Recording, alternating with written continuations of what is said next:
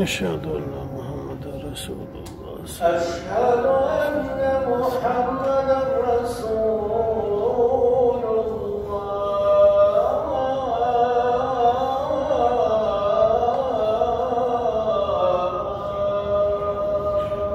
أشهد أن محمد رسول الله. حي على الصلاة.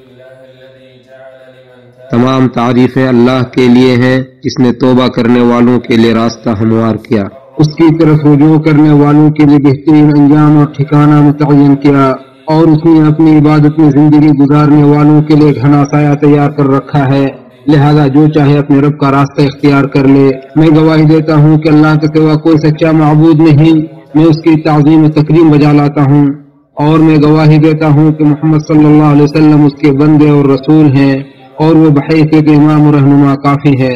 بہت زیادہ درود و سلام نازل ہو نبی صلی اللہ علیہ وسلم اور ان کے تمام آل و اصحاب پر۔ الحمد و صلاۃ کے بعد یقیناً سب سے سچی بات اللہ تعالیٰ کی کتاب ہے، سب سے مضبوط کڑا تقویٰ کا کلمہ ہے، سب سے بہترین ملت ملت ابراہیمی ہے، سب سے بہترین قصہ اللہ تعالیٰ کا کلام ہے، اور سب سے افضل طریقہ محمد صلی اللہ علیہ وسلم کا طریقہ ہے۔ سب سے بری بات دین کے اندر نئی بات ایجاد کرنا ہے، اور ہر بدعت گمراہی ہے، اور ہر گمراہی کا ٹھکانہ جہنم ہے۔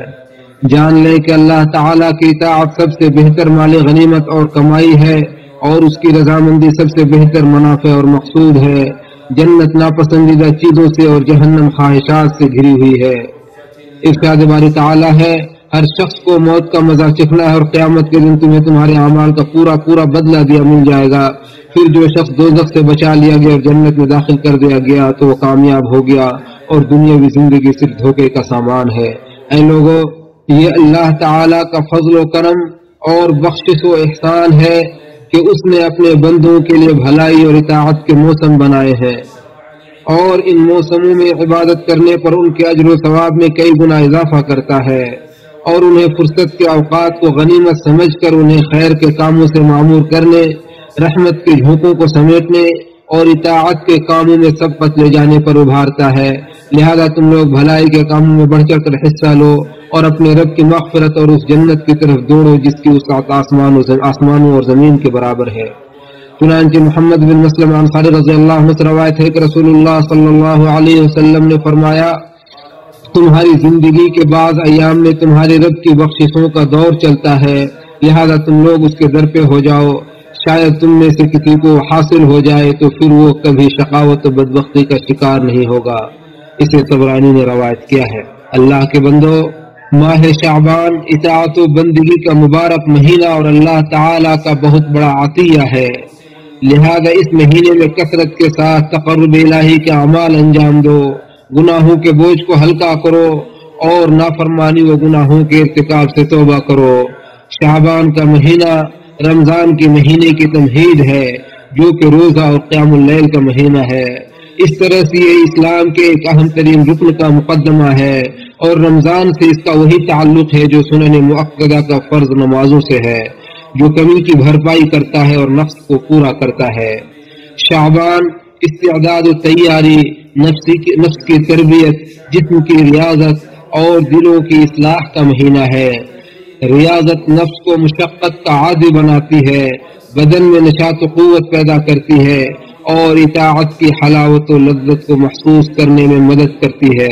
غرض کہ شعبان کی محنت رمضان میں عبادت و بندگی کے لیے ممد و معاون ہے۔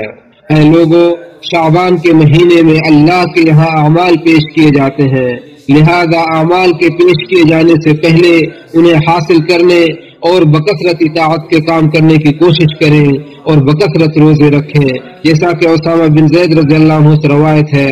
وہ فرماتے ہیں کہ رسول اللہ صلی اللہ علیہ وسلم جس قدر شعبان کے مہینے میں روزہ رکھتے تھے اس قدر کسی اور مہینے میں روزہ نہیں رکھتے تھے۔ تو میں نے کہا، اے اللہ کے رسول، جب آپ روزہ رکھتے ہیں تو ایسا لگتا ہے کہ اب آپ روزہ رکھنا بند نہیں کریں گے، اور جب آپ روزہ نہیں رکھتے تو ایسا لگتا ہے کہ اب آپ روزہ نہیں رکھیں گے سوائے 2 دنوں کے، اور اگر وہ آپ کے روزے کے درمیان میں پڑتے ہیں تب تو آپ ان میں روزہ رکھتے ہی ہیں، اور نہیں پڑتے ہیں تب بھی روزہ رکھتے ہیں۔ آپ نے پوچھا وہ کون سے وہ 2 دن؟ تو راوی کہتے ہیں کہ میں نے کہا سوموار اور جمعرات۔ تو آپ صلی اللہ علیہ وسلم نے فرمایا کہ ان 2 دنوں میں اللہ رب العالمین کے سامنے اعمال پیش کیے جاتے ہیں، اور میں چاہتا ہوں کہ جب میرے اعمال پیش کیے جائیں تو میں روزے کی حالت میں رہوں۔ راوی کہتے ہیں کہ میں نے کہا، اور میں نے آپ کو شعبان کے مہینے سے زیادہ کسی اور مہینے میں روزہ رکھتے ہوئے نہیں دیکھا۔ تو آپ نے فرمایا، یہ رجب اور رمضان کے درمیان کا ایسا مہینہ ہے جس کے اہتمام سے لوگ غافل رہتے ہیں، حالانکہ یہ ایسا مہینہ ہے جس میں اللہ رب العالمین کے سامنے اعمال پیش کیے جاتے ہیں، اور میں یہ چاہتا ہوں کہ جب میرے اعمال پیش کیے جائیں تو میں روزے سے رہوں۔ اسے احمد اور نسائی نے روایت کیا ہے۔ اور عائشہ رضی اللہ عنہا سے روایت ہے، وہ فرماتی ہیں کہ میں نے نبی صلی اللہ علیہ وسلم کو شعبان سے زیادہ کسی اور مہینے میں روزہ رکھتے ہوئے نہیں دیکھا۔ آپ اس مہینے میں کچھ دنوں کو چھوڑ کر بلکہ تقریباً پورا مہینہ ہی روزہ رکھتے تھے۔ اسے مسلم نے روایت کیا ہے۔ اللہ کے بندو، یقیناً غفلت انسان اور اس کے رب کے درمیان تعلقات کو ختم کر دیتی ہے، جس کی وجہ سے اسے اپنے گناہ کا احساس نہیں ہوتا، اور نہ وہ اپنے گناہ سے باز آمتا ہے اور نہ ہی اس پہ توبہ کرتا ہے۔ وہ دیکھتا تو ہے لیکن عبرت حاصل نہیں کرتا، اسے نصیحت کی جاتی ہے لیکن باز نہیں آتا، اسے یاد دہانی کرائی جاتی ہے لیکن نصیحت حاصل نہیں کرتا۔ اور یہی وجہ ہے کہ شعبان کے مہینے کے بارے میں بہت سارے لوگوں کی غفلت کی وجہ سے اللہ کے رسول صلی اللہ علیہ وسلم نے روزہ رکھنے کی ترغیب دی ہے۔ چنانچہ آپ صلی اللہ علیہ وسلم نے فرمایا کہ یہ رجب اور شعبان کے درمیان کا ایسا مہینہ ہے جس کے بارے میں لوگ غفلت کے شکار رہتے ہیں۔ اس مہینے میں اللہ رب العالمین کے سامنے اعمال پیش کیے جاتے ہیں، لہذا میں یہ پسند کرتا ہوں کہ جب میرے اعمال پیش کیے جائیں تو میں روزے سے رہوں۔ اے لوگو، ماہ رمضان کے لیے تیار ہو جاؤ، کیونکہ یہ اطاعت و بندگی کا مہینہ ہے، اور اس مہینے کے استقبال کا تقاضا یہ ہے کہ وقت کو منظم کیا جائے، نفس کو تیار کیا جائے، اور اس مہینے کے حقوق کی ادائیگی اور حفاظت کے لیے پورے اخلاص اور عزم کے ساتھ جٹ جایا جائے، اور اسے پانے اور اس میں عبادت کی قبولیت کے لیے دعا کی جائے۔ اللہ سے توبہ و انابت، حقوق اور برے انجام سے گلو خلاصی، شبہات اور خواہشوں سے دوری، اور گناہوں اور خطاؤں سے استغفار نیکیوں کے استقبال کے لیے سب سے زیادہ ممد و معاون ہے۔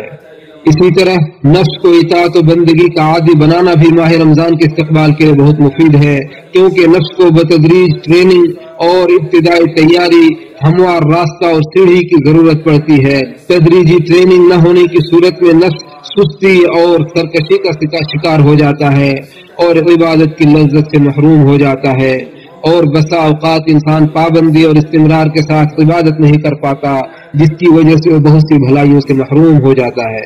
اے مسلمانوں، جس شخص کے دل میں گزشتہ رمضان کے روزے باقی ہوں تو وہ شعبان کا مہینہ ختم ہونے سے پہلے ان کی قضا کر لے، کیونکہ بغیر عذر کے اس سے زیادہ تاخیر کرنا اس کے لیے جائز نہیں ہے۔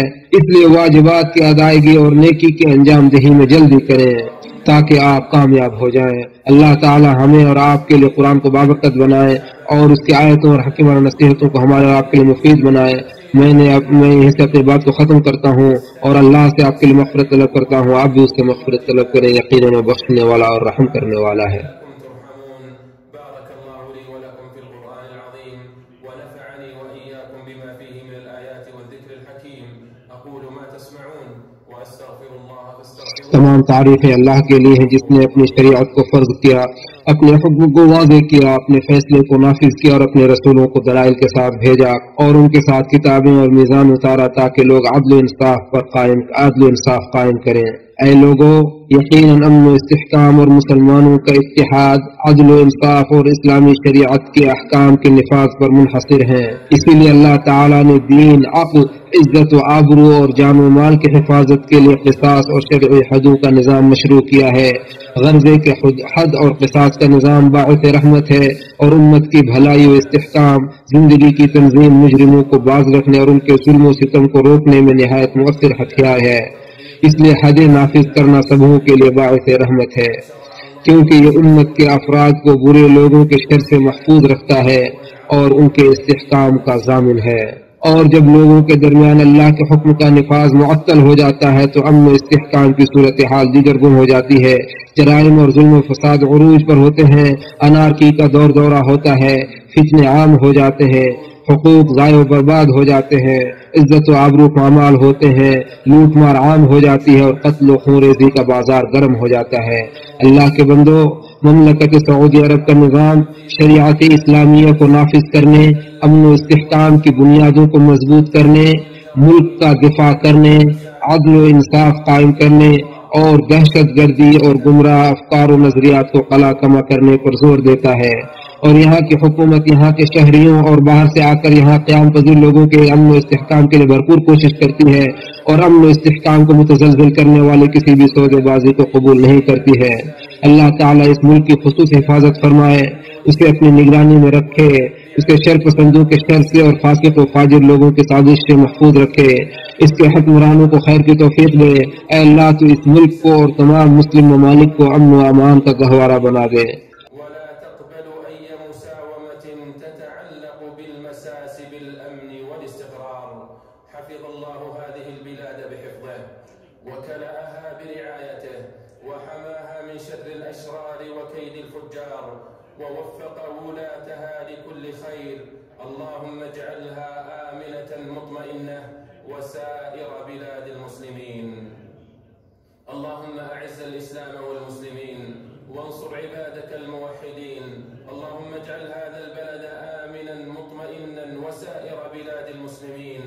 اللهم آمنا في أوطاننا وأصلح أئمتنا وولاة أمورنا. اللهم وفق ولي أمرنا خادم الحرمين الشريفين بتوفيقك وأيده بتأييدك. اللهم ألبسه ثوب الصحة والعافية يا رب العالمين. اللهم وفقه وولي عهده لما تحب وترضى يا سميع الدعاء. اللهم آتنا في الدنيا حسنة وفي الآخرة حسنة وقنا عذاب النار. اللهم إنا نعوذ بك من جهد البلاء ودرك الشقاء وسوء القضاء وشماتة الأعداء. اللهم أصلح لنا ديننا الذي هو عصمة أمرنا وأصلح لنا دنيانا التي فيها معاشنا وأصلح لنا آخرتنا التي إليها معادنا واجعل الحياة زيادة لنا في كل خير والموت راحة لنا من كل شر يا رب العالمين. اللهم تقبل منا إنك أنت السميع العليم وتب علينا إنك أنت التواب الرحيم. اللهم صل على محمد وعلى آله وصحبه أجمعين.